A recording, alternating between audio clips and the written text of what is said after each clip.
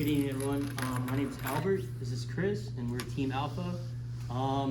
Pretty much the overview of our project is going to be a scaled mini version of Fast Track. Everyone here knows how a Fast Track system works, correct? So as we go into our presentation here, this is the background of a toll tag.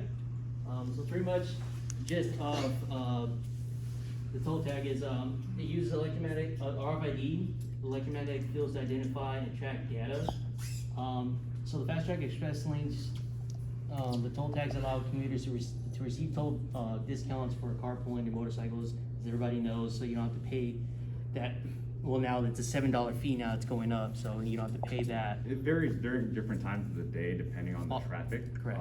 Usually there's a traffic management system that can tell how much traffic is going on. So more traffic means a higher fee to use the express lane. So with the Fast Track Flex, as you guys know, the tag has a switch that lets you select 1, 2, and 3. And depending on what setting you have, that'll give you certain discounts. So let's say for 1, you're paying full toll. 2, you get a discount, and 3 can be free.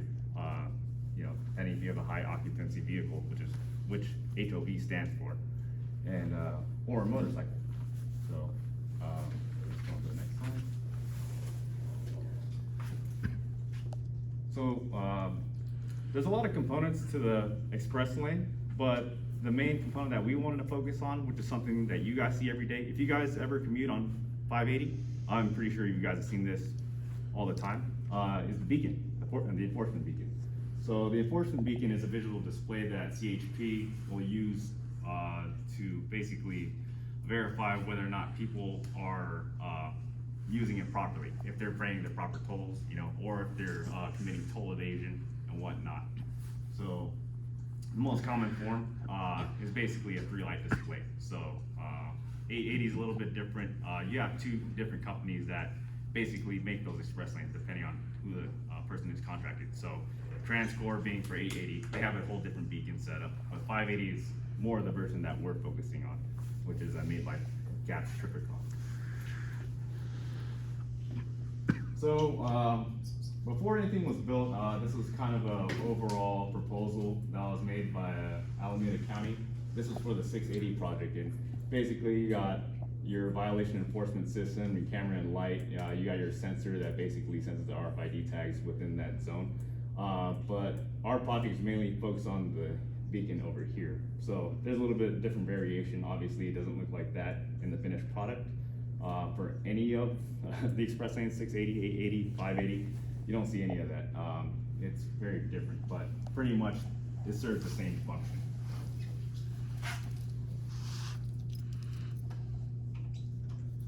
And then pretty much the purpose for our project is to observe the radio frequency by the RFID applicator and efficiency in the lane enforcement.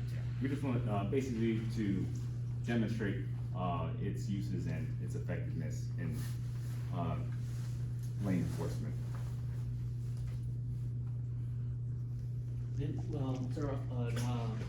With different RFID tags will execute unique outcomes. So for example, with our project, the RFID tag setting 1 will have the first light emulate, RFID tag 2 will have 2 lights emulate, and RFID tag 3 will have 3 lights emulate alongside with a buzzer for each tag that the RFID tag passes through.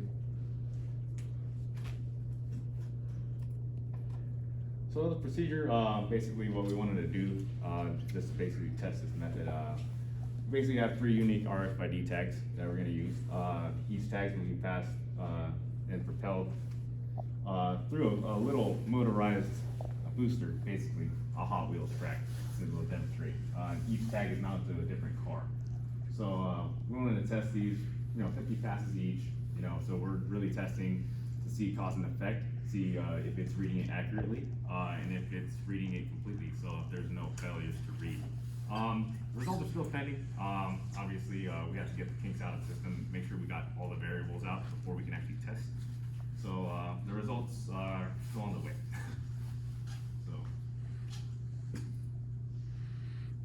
So basically, we're just going to go through the whole step-by-step process on how we constructed our project. So first step, obviously, RFID.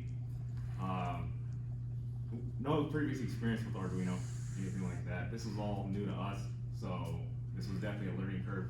Programming, understanding how modules work, understanding inputs and outputs.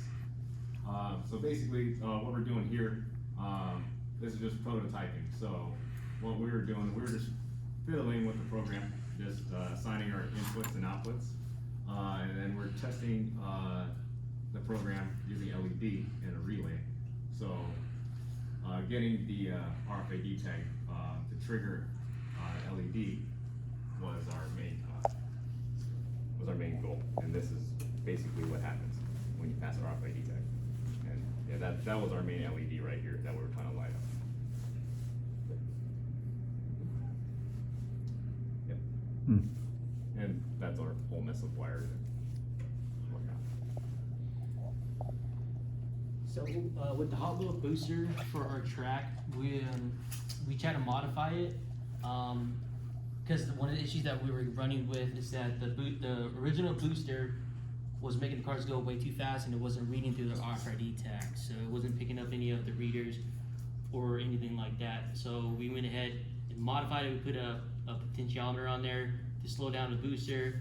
But throughout the weeks we were working on the project, we pretty much blew that motor twice. So with that, we just went back to an original booster. We hooked it up to another DC power supply, so that's what we're running with it right now.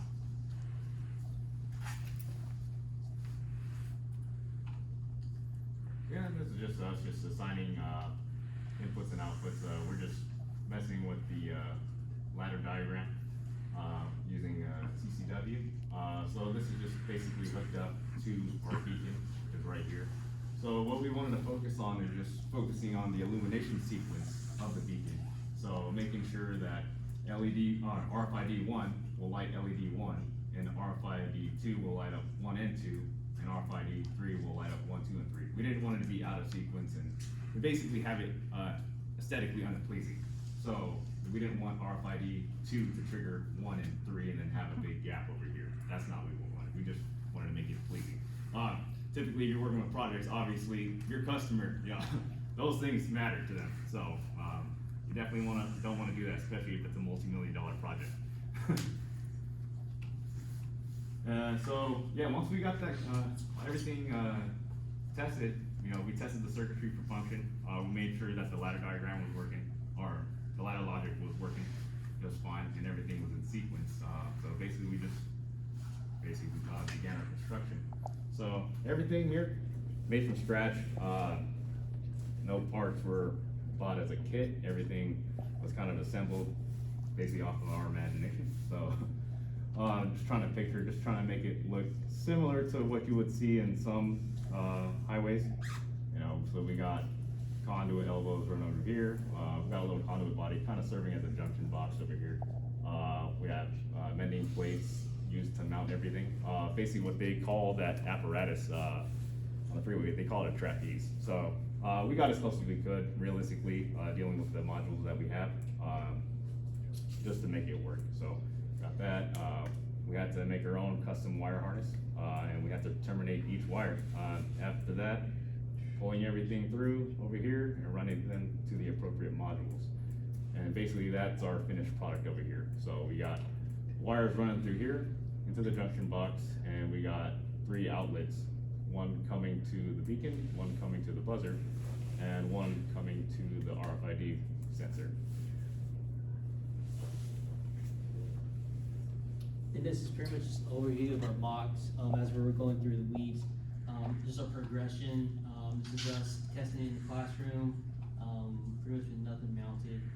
And then as we go, the track, just to keep it steady, we went ahead and drilled it to the board that we have here, and just various pictures of us constructing the entire project and how it looked before everything was harnessed up and cleaned out.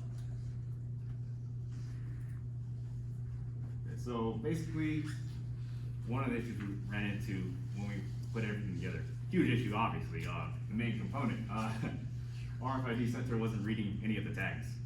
or when it did, it was very intermittent, and we didn't know why. Obviously, so the first thing we looked for continuity within the harness. This was running through a pretty tight,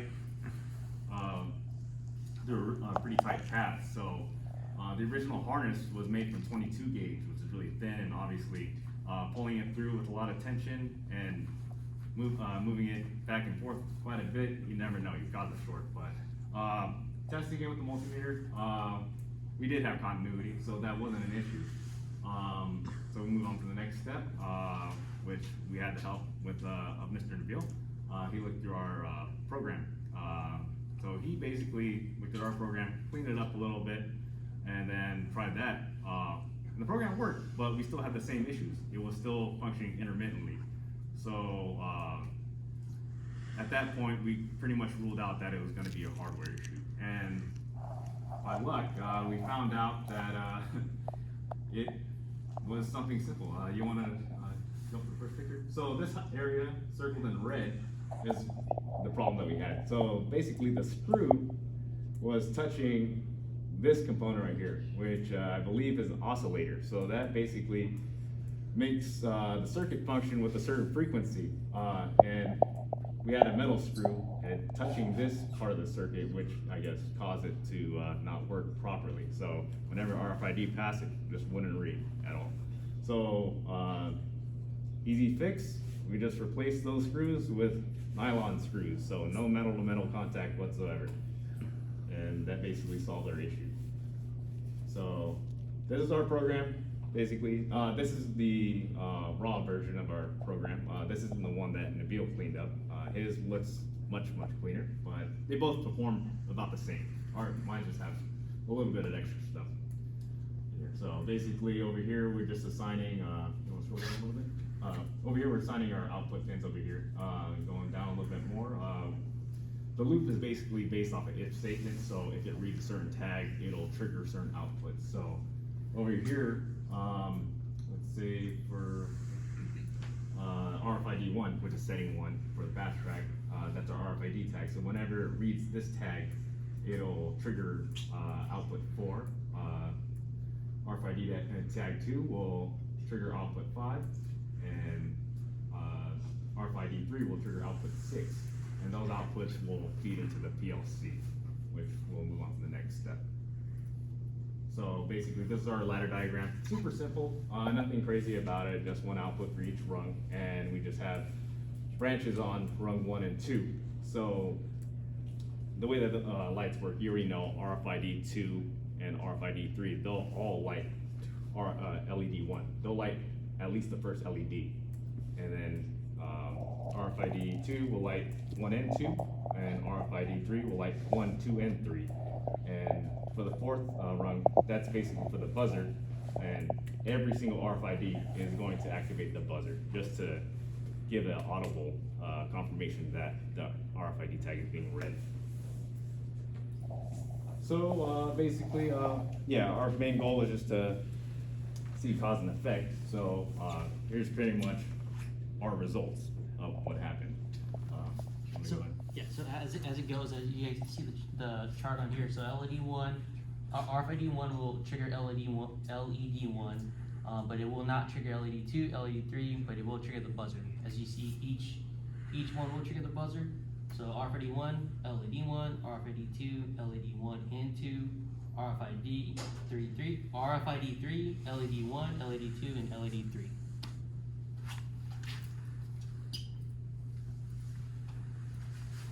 So basically, based on the results, it proved our hypothesis to be correct based on our analysis.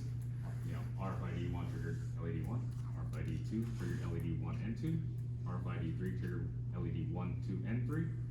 And so, yeah, conclusion: each RFID tag triggered a specific number of LEDs accordingly to their specific ID. They didn't have any different outcomes based on the inputs. So. Very consistent, no misreads, and that's pretty much it. Overall, it was a success. Obviously, with electronics, though, you know, especially if you're kind of in the early stages of construction, you're going to get a little bit of bugs here and there, so it takes a little bit of tweaking. So, not everything's perfect, but for for the most part, we got all the major stuff completed, and everything works as needed. Just a little bit of fine tuning that needs to be done. So Alfred, he'll demonstrate for you basically our beacon in action. So if you guys want to gather around, you guys can So come you guys closer. can Come on. see the LEDs itself.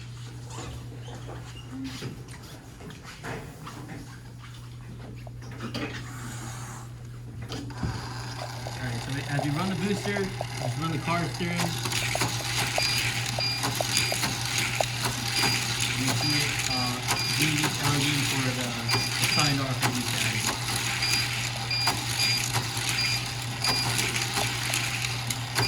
Nice.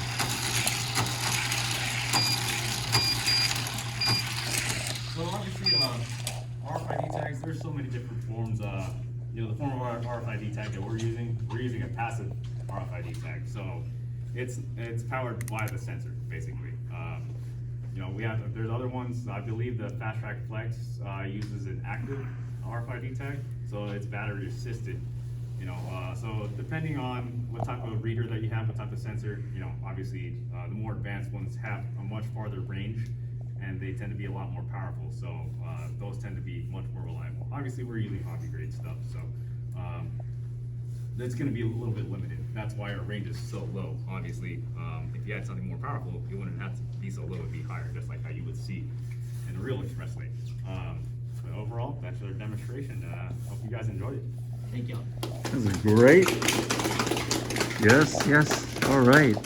Questions from the audience? How long did it take you guys to build it all up? You got a lot going on. It took a while. Honestly, the hardest part, was just messing with the programming with the microcontroller board. This one was definitely a learning curve. Like we said again, we didn't have any experience doing this. It's just something we kind of had to piece together. So luckily, we were able to get things to work well enough to function for this project. But overall, we did everything in steps. So I want to say total construction time in reality was probably about a month. Everything else was really just trying to get the kinks out and trying to coordinate and plan everything together. So yeah, nothing crazy. Just a little bit of attention to detail. Just working on this circuitry. Just trying to use the skills that we learned in our previous classes. Obviously, like ESYS 51, just soldering, basically making sure everything's right, make sure the circuits are proper. So basically the LEDs over here, they're all powered by the same source. It's just the PLC is controlling which LEDs get illuminated. It's just basically completing the circuit, and they're all running on a common ground. So based on the RFID, that'll trigger which circuits are being closed. So. You also want to pay very close attention to the wire management. If you see how the wires are wrapped in spiral wrap, as well as managed in the cable housing. So we know there's a lot of wiring in this assembly, in addition to what goes inside those bent tubes. That is all very, very well managed, and we see very little spaghetti wires, if you will. Yeah, basically our reasoning too, as well. Obviously, we wanted to protect the wire. We're using aluminum plate over here. It has sharp edges on it. I didn't do anything to smooth it out, honestly. So the last thing we wanted was a short circuit or anything like that. So definitely our main goal was to protect the wiring, either from tension or from abrasion or shearing. So yeah, that's basically why we just ran it through shrink tube, and we put wire loom over it as well. Especially with this one, we didn't want any power getting cut and severed and making contact with any other metal parts and causing any electrical hazards for us. Luckily, for the most part, most of it's low voltage. We're running our system off of 5 volts. The highest voltage is only the PLC and the power supply. So. Yeah, because that's what it looked like without anything. Yeah, it basically was a bird's nest before we cleaned everything up. Oh yes, there it is. Obviously, there are better ways to do it. There are a lot more methods. You can run wires different ways. You can put more conduit in different areas to clean things up. Because this is just basically a very raw setup. There are other ways to do it, like So let's say for this microcontroller over here, they actually make an accessory, a little terminal block attachment. So you can actually mount this, and then you'll have terminal blocks for each specific pin input and output over here. So that would allow you more options, a more secure connection, and basically you have these running everywhere, and then you can kind of customize how you want to run your wires. But obviously, since this is all just coming in vertically, obviously there's not really much of a way to do it without stressing the wire. So this is basically a raw setup. Obviously, it can use more refining, but you know, in due time we can do that. But for the most part, our main concern was just to get it to function. Yeah, I think the wire management looks great. Question? I like it, it looks good. I see that there are a lot of wires and that you have them all under control by either running them through the black tube or binding them up. Thank you. Thank you. Mm-hmm. Other questions or comments? Okay, another round of applause for a well-constructed project. Great job, guys. Outstanding, outstanding. If you guys want to, you guys can run the track if you guys Yeah, want you to. guys can play with it. Yeah, you should see this thing work. It's beautiful.